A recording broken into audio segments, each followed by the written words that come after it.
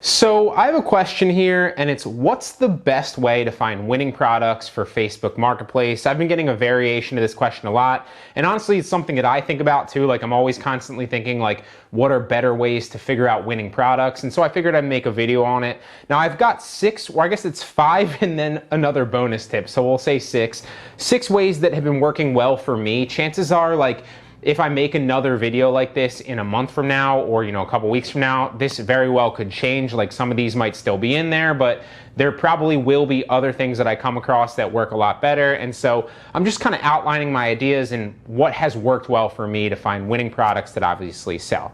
Now the first one is going to be common sense, right? But it's the one that actually works the best for me, okay? And this is just list a bunch of different things, right? We've all heard this before.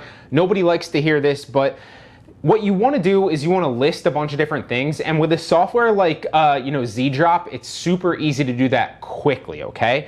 Now the idea here when you're listing a bunch of different things is if they sell, great, that's phenomenal. But essentially what you're doing is you want to think of yourself as like kind of like a fisherman, right? And you're setting up a bunch of different fishing rods in different lakes potentially. It's a weird metaphor, but just run with it, right? So maybe you're like a fisherman and you're setting up like different fishing rods that are sitting there and automatically fishing, and then basically where you catch the fish is where you want to go back to that lake, right? So what do I mean by that? So you're going to list a bunch of different things. Maybe you try a bunch of different products. Maybe you list like, I don't know, like outdoor furniture, right? Or patio furniture. Maybe you list like ceiling fans, or maybe you list like wallpapers, one I'm experimenting with right now, or whatever, right? A number of different types of products that you just have like a hypothesis about this could be a product that might sell well on Facebook, right?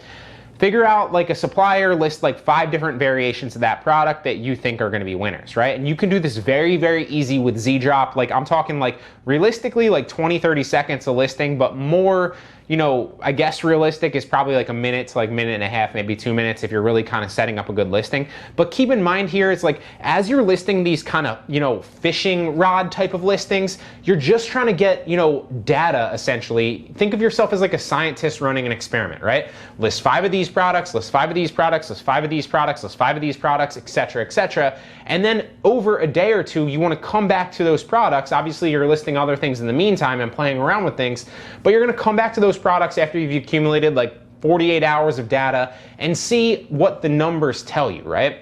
Because ultimately we can speculate. We can go through the other different things here, using software, reverse engineering competitors, which I'm going to talk about here in a second, and all these other strategies.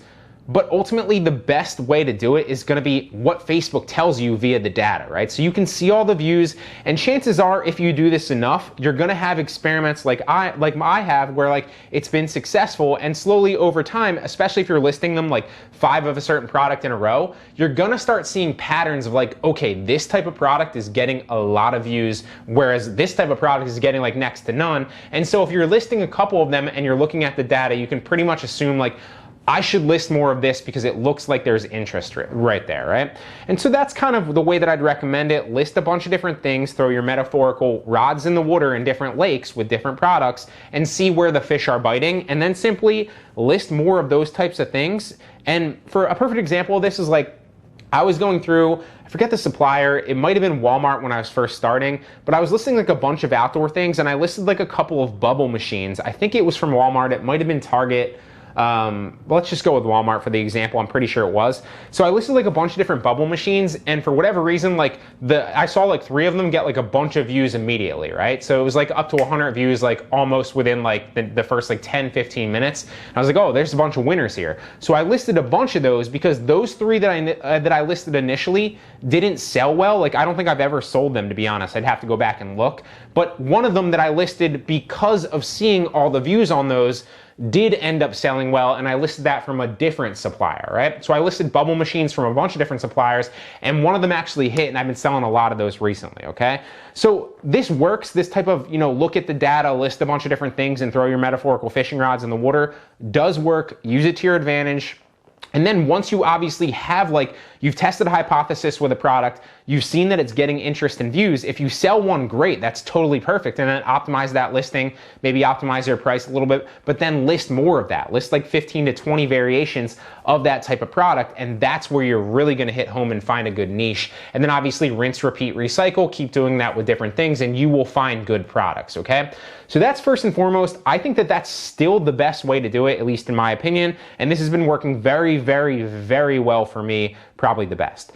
The second way is to use software to gauge hot selling products, okay? So there's so many different softwares out there, like I'm not gonna go name, like just drop down the list, but like for eBay, for example, you can, if you have an eBay seller account, you can literally use I forget what it's called in the back end of eBay because I don't really sell there that much right now. But like whatever the software in the back end of eBay is, they literally give you like the product research data of like what's selling well and certain things like that. You can use that. You can also use a software like Zeek Analytics for eBay. There's other softwares out there that work very, very well that show you like hot selling products on eBay.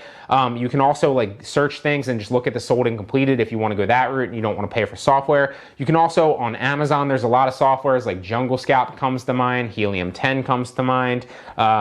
What's the other one? Unicorn Smash. Like there's a bunch of them that look at like the sales velocity of products on Amazon and tell you like if you sort through them once you actually go through them, and you can like literally see like what's selling well right now and also what's been selling well for like the year, the month, etc., etc. So there's a lot of softwares out there, and obviously there's no specific software that is going to look at Facebook Marketplace, to my knowledge at least, but there are softwares out there for other marketplaces, and what that basically is a microcosm of interest in a certain product or a certain, product category, right? And then you can take that data, because obviously it's very, very similar to the type of people that are going to be looking to on Facebook, right? It doesn't specifically correlate, or like, I guess it doesn't like, it's not perfect, but it's a good idea, and it will get you starting to think about if there's a product that's selling a lot on Amazon or eBay, or if there's something that's, a hot item this month on eBay, chances are it probably will be a hot item if priced accordingly, if listed well on Facebook Marketplace, okay? So second is you can use software that's also gonna work very, very well, but there's not, to my knowledge, one specifically for Facebook Marketplace right now, but correct me if you know one, drop it in the comments. I'd love to honestly know it myself, okay? So third is that Facebook will actually tell you, what people are looking for. And I haven't seen this as an option too much, like looking through on the computer. But if you go to mobile, let me actually find it really fast. If you open up the Facebook app and you click like the very bottom of the marketplace, and then you go to selling on the top left, and keep in mind, depending on when you're watching this, because they're constantly changing the way that things look here, this might this might look very, very different for you, like if you're watching this in a couple months. But so you want to go to the marketplace icon on the bottom right now, then you want to go to the selling on the top, or just find your selling thing, and then you're going to see something that's like insights, right? If you scroll on that top bar with all those little gray things, you're going to see insights, okay?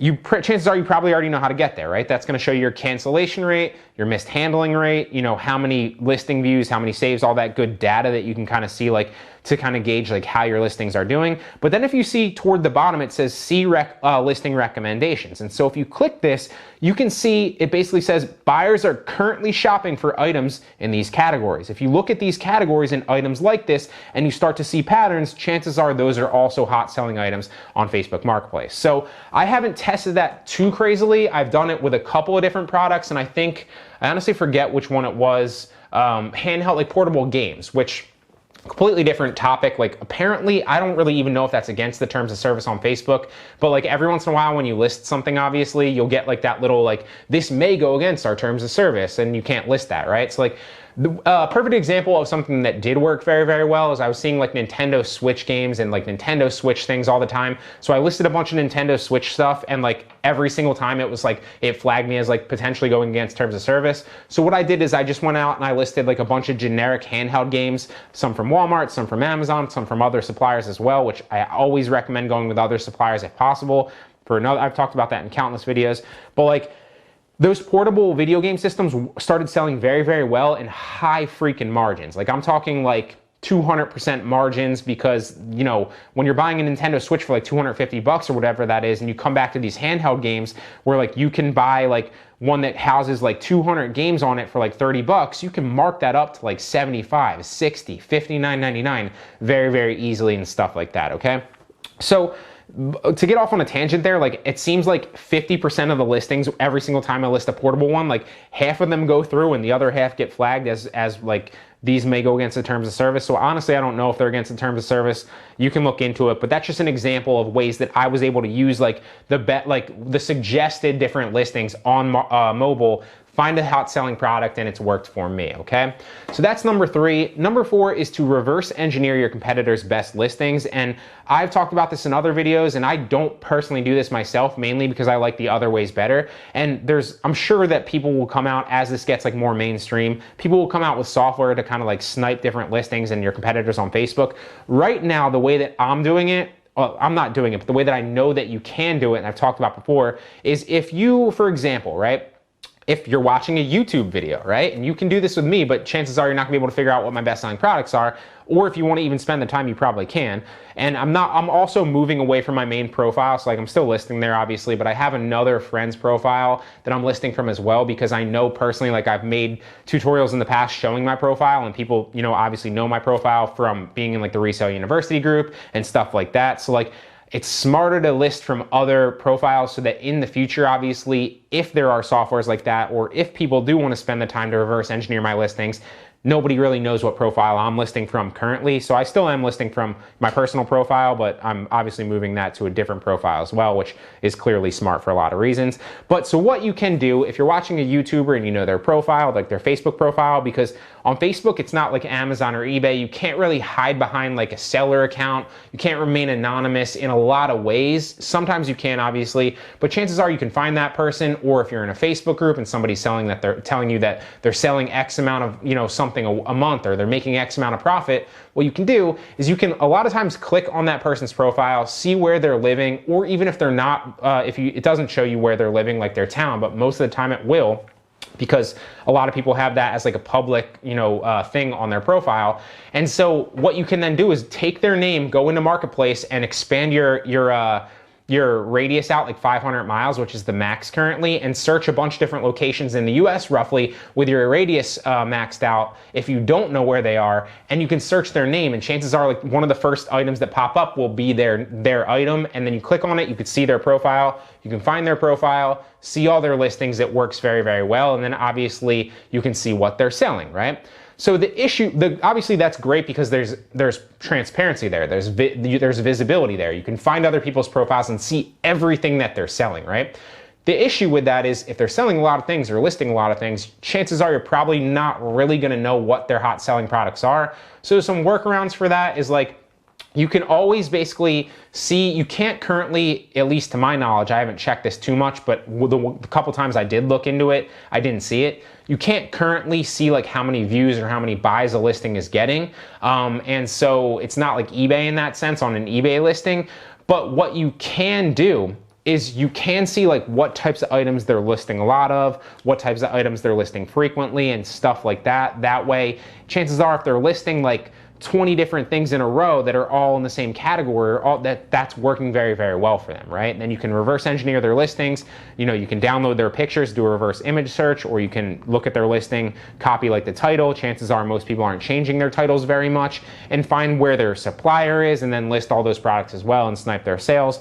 That's another way. I don't necessarily recommend that you do that, and it might be more work than it's worth, honestly, but in the future I'm sure there will be softwares out there that will do this for you, but you can do this if you want to, right? So for example, if like a perfect example of how this would work is like if there was a Facebook group where somebody was like, oh, I'm making 20 grand profit this month doing this Facebook Marketplace drop shipping, and then you go find their profile and they have like 50 items listed, in that case it's probably worth it, right? Reverse engineer all those 50 listings and list them all yourself. You can probably steal a good portion of that profit, even if you wanted to undercut them, right? I'm not advocating for this, but you asked the question, I answer this question all the time. So here's a video answer of my best ideas right now of how you can find winning products for Facebook Marketplace. So that's number 4, reverse engineer your competitors' best listings, okay? Now, Number 5 is, bestsellers or things that are suggested to you on other platforms, okay? Now, Amazon is a great place to see examples of this because there's literally a bestseller tab on Amazon. You can click it and then you can see all the categories and all the top bestsellers in there. It literally shows you all the data of like, these products are selling well, they're the best sellers right now in each category, right? So you can use those listings, or you can use those listings to give you ideas of where to find other products and from other suppliers and what types of products to list, okay? That's an example of that, okay? I wouldn't recommend necessarily going to Amazon's bestseller list and listing all their bestsellers list. That can get you sales, don't get me wrong, like it can. If you wanna go that route, that's fine. But I know so many people that already do this and already think it's a good idea because it's common sense to most people. So chances are if you do that, you're gonna be fighting an uphill battle. Your listings won't last very long because eventually there's gonna be a lot of competition there. And it's not really a long-term way to build a sustainable dropshipping business like this, in my opinion. So it can work for you, but I see it as a very short-term option. And honestly, those things change. Use it as inspiration. You can also, do that on other platforms as well, but Amazon's the best example of that, okay? So bestsellers on a certain platform, you can literally look at all the data, come up with good ideas, or even list them if you want to. And the bonus tip number 6 is just spend some time on Marketplace as a buyer yourself. See what the process looks like, see what other people are selling, see what catches your eye, because you can learn a lot this way, right? I do this from time to time, like when I'm bored or like when I'm sitting around, I have like 10 minutes. Last night I was going to like a dinner, right? And like 10 minutes before my fiance is getting ready, I'm sitting on the couch, I'm ready. So what I do, I go on Facebook Marketplace and I'm like shopping around, not buying anything necessarily, but just seeing like what the buying experience is like for a buyer. I think that can teach you a lot. A perfect example of this is like, when people first move into Amazon, they don't necessarily understand like how the buy box is shared, right? Or how a listing looks to a buyer, right? They only understand like what it looks like essentially in their Seller Central platform, how to list from the seller perspective. But you can learn a lot by understanding a buyer's psychology and their buying process on that platform, how they can choose different items, right? How they can actually search through items to find the best deals. Whatever the case is, those are random examples, but the key here is if you spend some time on Marketplace as a buyer yourself, you will probably learn a lot that will give you a competitive edge against other people that are literally just listing and not thinking about what it looks like to a buyer. A perfect example of this is I looked at a bunch of different Marketplace listings and I used to list things like super high and free shipping and put free shipping in the title, right? Like blah, blah, blah, free shipping and just list it higher. But I've seen over the data, again, like I'm a scientist, right?